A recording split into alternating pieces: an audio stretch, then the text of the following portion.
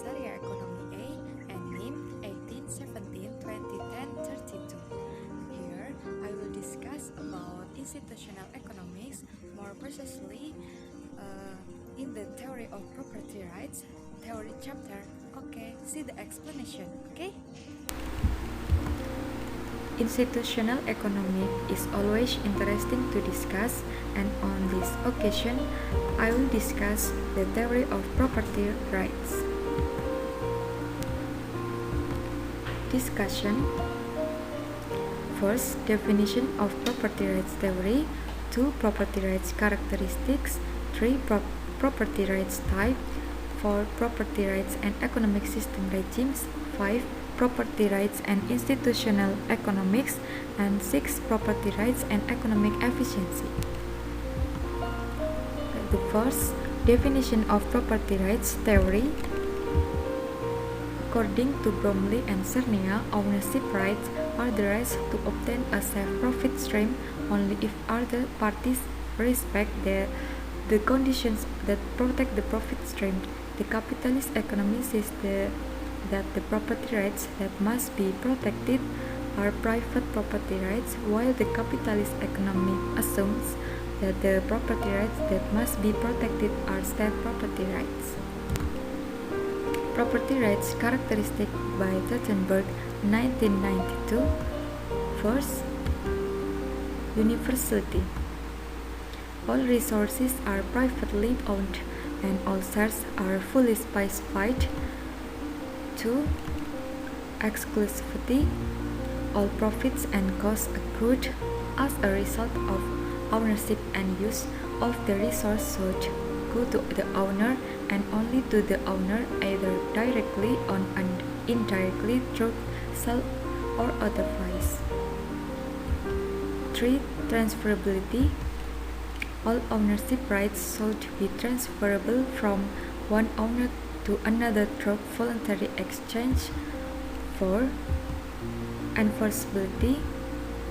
Ownership rights should be guarded from coercive practices and abuses or violation from other parties. Property rights type. First, the regime of individual or private ownership, namely the ownership rights and the rules set by the individual as the owner. 2. State ownership regime, namely ownership right and the rules set by the state. 3. Co-ownership regimes, i.e. property rights and rules set by the community. 4. Open access regime, namely ownership rights and rules that are not set by any. Property rights and economic system regimes. First, capitalist economic system regime is all ownership is owned by the private sector. 2. Socialist economic system regime. The socialist economic system presupposes property rights are in the hands of the state. 3. Mixed economic system regime is an economic system that combines ownership in private and state hands.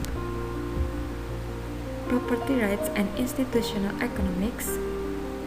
Ownership rights are owned by the private sector as long as it can provide better economic incentives for the proprietors.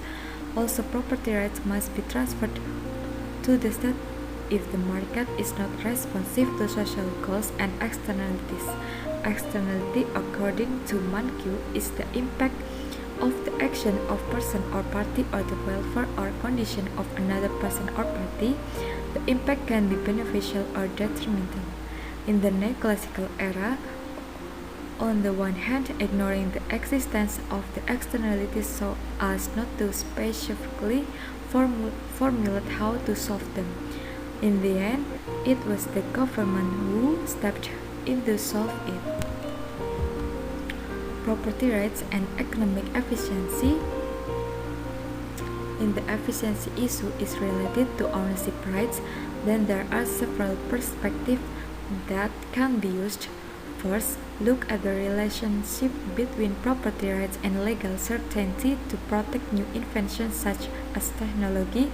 From this point of view, a state that can guarantee ownership rights to technological inventions or innovation will have major implication for productivity and economic efficiency. Second, look at the relationship between property rights and environmental degradation. Dependence on natural resources causes a tendency to carry out large-scale exploitation so that it has the potential to damage the environment. Thank you for listening. I hope you understand what I'm explaining. So, the explanation of the theory of ownership rights, how do you understand? Must have. Thank you for watching. Assalamualaikum warahmatullahi wabarakatuh.